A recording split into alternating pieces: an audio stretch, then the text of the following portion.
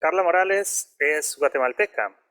Es licenciada en Teología por el Seminario Teológico Centroamericano CETECA y magíster en Teología por el mismo seminario, institución en la que actualmente se desempeña como profesora en el área de Teología. Sirve en la enseñanza en su iglesia local y es miembro del núcleo FTL de Guatemala. A continuación escucharemos su conferencia Análisis Histórico-Teológico de Evangélicos Involucrados en el Gobierno. Adelante, Carla, te escuchamos por 25 minutos. Muchas gracias. Muy buenas tardes, saludos desde aquí, desde Guatemala, espero que me escuchen muy bien. Análisis histórico-teológico de evangélicos involucrados en el gobierno. El análisis que planteaba Robinson Cavalcanti en Clade 3 en los años 90 no era si los cristianos debían involucrarse en las actividades políticas, sino cómo, por qué y para qué participar. Desde aquella época, los teólogos de la FTL empezaban desde Clade 1 a manifestar su postura en cuanto a la labor de la Iglesia y su pertinencia en la sociedad. Luego, en la primera consulta evangélica sobre ética social, eso fue Clade 1 en 1960 y ahora Lima 1972. Posteriormente, con más participación en los campos de la política, suma Clade 3 en 1980 con un mayor análisis sobre la política, donde se coloca en la mesa el tema de la Iglesia y su relación con el involucramiento de los evangélicos como un fenómeno creciente en toda América Latina. La literatura misma que se fue desarrollando con el tiempo acerca de este tema dio partida para conversar sobre estos asuntos. Ya salía el libro Providencia y Revolución en 1970 de Pedro Arana, la Declaración de Jarabacoa en 1983, el documento final Los cristianos frente a los totalitarismos políticos en Boletín Teológico en 1990, René Padilla hablando sobre el libro de la marginación al compromiso y John Joder sobre Iglesia, Ética y Poder en 1998. También en 1999, Miguel Bonino hablaba sobre el libro Poder del Evangelio y Poder Político. Estos escritos presentan la perspectiva bíblica y la relación de la Iglesia con el Estado, por lo menos en cuanto a lo que se esperaba de un cristiano si se sumerge en el mundo de la política y de lo que no se esperaba, como se lee en los primeros escritos que hacen una crítica particularmente a Izal y la teología de la liberación según Martín Ocaña. Se trata del tema del poder y su significado, la relación de la Iglesia hacia el mismo poder y su relación que va creciendo de una relación de apoliticidad hacia un sumergirse dentro del mundo de la política. De manera que el tema se ha tratado desde sus orígenes a través de consultas, declaraciones, artículos y revistas. Aunque, como señala Martín Ocaña, el análisis se ha mantenido en el Cono Sur y poco en el área de Centroamérica. Por eso es que abordaré este tema desde Guatemala en la presente ponencia. A través de la historia en América Latina, cada vez se ve el involucramiento de distintos sectores evangélicos a la política pública. Unos más que otros son evidentes en puestos de presidencia y otros en el área legislativa, alcaldías, etc. El análisis que haré propiamente tomará como ejemplo 3 gobiernos de corte evangélico en Guatemala para partir hacia una lectura más amplia en América Latina. En Guatemala, 3 presidentes se han identificado con este movimiento o sector religioso. Uno todavía bajo los mandos militares, dictadores de los años 80, y los dos últimos durante la época democrática. En esta ponencia se presentará la labor profética frente a los gobernantes no católicos también, especialmente estos que se identifican como evangélicos.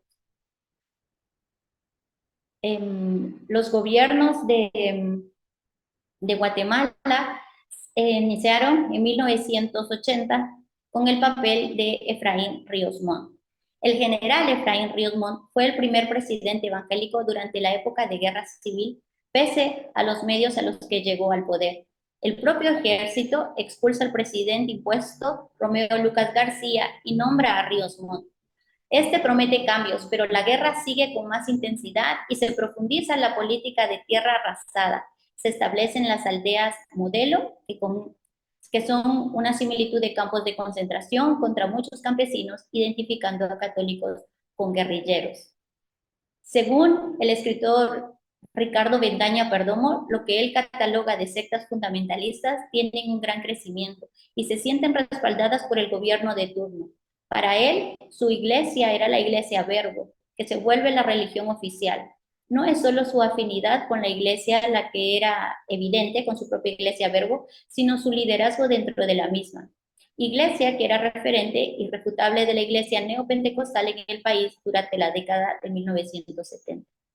Aunque el gobierno de Ríos Montt duró poco de marzo de 1982 a agosto de 1983, su influencia militar fue devastadora, sobre todo en las regiones de la población indígena, y por ende su gobierno se observa a la luz de la historia de Guatemala como un gobierno controversial. Algunos le agradecen su carácter dictatorial para frenar la guerrilla y otros reclaman su abuso como genocida. En cuanto al papel de la Iglesia Evangélica, como señala la académica Claudia Dari, sería arriesgado afirmar que todos los evangélicos apoyaban las acciones del jefe de Estado. Los pentecostales y la participación política en Guatemala es el análisis que ella realiza en el 2019. Añade que, según Carrat Burnett, líderes evangélicos fueron asesinados durante la campaña de Tierra Arrasada, y según otro estudio se aborda la represión que sufrieron los menonitas durante el gobierno de Lucas García y Ríos Montt. No puede decirse que había un amplio apoyo más que por las iglesias crecientes neopentecostales, pero una reserva todavía del pentecostalismo clásico y por parte de las iglesias históricas. Por otro lado, como señalará Nicolás Panoto, vemos que, a grandes rasgos, la posición de las iglesias evangélicas fue complaciente con los gobiernos de facto. En una mayoría de los casos existió una convivencia teológica, ideológica y discursiva, alineada con la resistencia al ateísmo comunista y con la defensa de la sociedad occidental cristiana. En algunos casos, como en Chile y Guatemala, existió un apoyo institucional más explícito. El actuar de Ríos Montt está registrado entre los mayores abusos de autoridad militar. Pese al bando que se le señale, las estadísticas de la guerra interna en cuanto a violencia, muertos y secuestros no impiden cifras altas durante este tiempo. En el Antiguo Testamento se reconoce el poder militar y la denuncia contra su abuso. Se le invita al pueblo a aspirar a una vida mejor en donde conviertan las armas en herramientas para el trabajo de campo. Es decir, invertir los recursos en la promoción de la vida y el bienestar del pueblo. Como comenta Milton Acosta, en la perspectiva bíblica, la comisión legítima de erradicar un mal le impone al militar una ética muy sencilla: abstenerse de cometer el delito que le mandaron a erradicar. El profeta, poniendo el ejemplo de Jehú, en la denuncia del profeta Oseas, el gobernante hizo lo contrario, terminó masacrando. Podría decirse que el gobierno del general Ríos Montt, que era de corte evangélico, pretendía erradicar, según él, el mal a través de la fuerza militar. ¿Encontraría este gobierno una seguridad y solución a los problemas sociales bajo las labores militares? Para repensar en la fuerza de los ejércitos en cada país, como una crítica, décadas posteriores y en son de advertencia a nuevas generaciones, Sicre comenta que la persona misma de Yahvé no tolera la confianza en el poder militar, igual que no soporta la confianza en otros dioses. De manera que esa confianza en quien custodia asegura su fuerza y condiciona su poder. No estriba en ninguna organización castrense, sino en la confianza en el mismo Dios. Además, será relevante traer las palabras de Pedro Arana hace mucho tiempo cuando escribía: un Estado que permite la injusticia y para sostenerla se ampara en el derecho y usa la espada, está yendo claramente en contra de los propósitos para los cuales Dios lo ha instituido, se ha convertido en adversario de Dios y del hombre. El segundo gobierno, ya bajo la época democrática, es el papel de Jorge Serrano Elías. Jorge Serrano Elías se convirtió en el primer presidente evangélico elegido en América Latina, segundo presidente bajo la era democrática. Según critica Bastián, el apoyo corporativista de la Alianza Ministerial de Guatemala, organismo cumbre que reagrupa a los pastores evangélicos del país, fue importante y quizás decisivo para asegurar el triunfo electoral del ingeniero Serrano Elías y también de su vicepresidente de origen pentecostal en 1990. Adherido a la creciente iglesia El Shaddai, se identificó desde un inicio como social cristiano y con el grado de profeta. De una vida de catolicismo se convierte a pentecostal, según él mismo narró en su libro. Serrano Elías trató de movilizar a los evangélicos al introducir la idea de que el país podría mejorar si ellos incidían en la política. Sin embargo, señala, citando a Mayander, muchos evangélicos no votaron por este candidato porque desaprobaron su manipulación abierta de la religión en las elecciones de 1985. Pero en noviembre de 1990 gana con el 64.5% de los votos, con un compañero de binomio también evangélico, miembro de una iglesia histórica en el país. A diferencia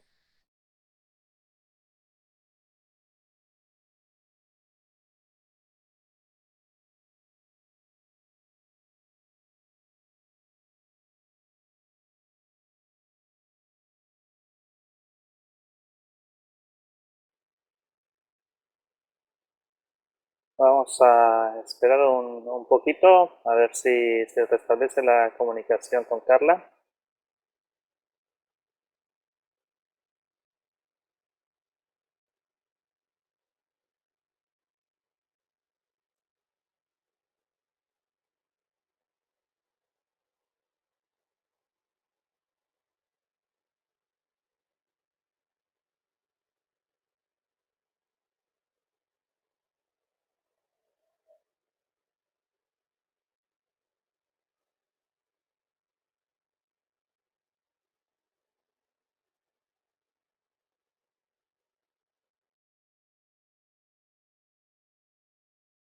Ha vuelto. Gracias. Adelante, Carla. Estoy de nuevo. Gracias. Hablaba sobre el gobierno de Serrano Elías y la crítica que le empezaron a hacer como problemas de corrupción en el gobierno, fuerza pública y también de inmoralidad de parte de él. Sin embargo, una de las razones más llamativas de este gobierno se debe a que no completó su gobierno debido a que se proclamó un autogolpe conocido como el Serranazo. En un discurso a la nación, Serrano Elías anuncia que debido a la situación de ingobernabilidad que atraviesa el país, centralizará el poder en su persona. Comenta que tiene el apoyo del ejército, disuelve poderes del Estado. Esto lo había hecho un año anterior Alberto Fujimori en Perú. El guatemalteco piensa que tendrá el mismo apoyo que su colega y convoca una Asamblea Nacional Constituyente. Sin embargo, esta maniobra no se consolida.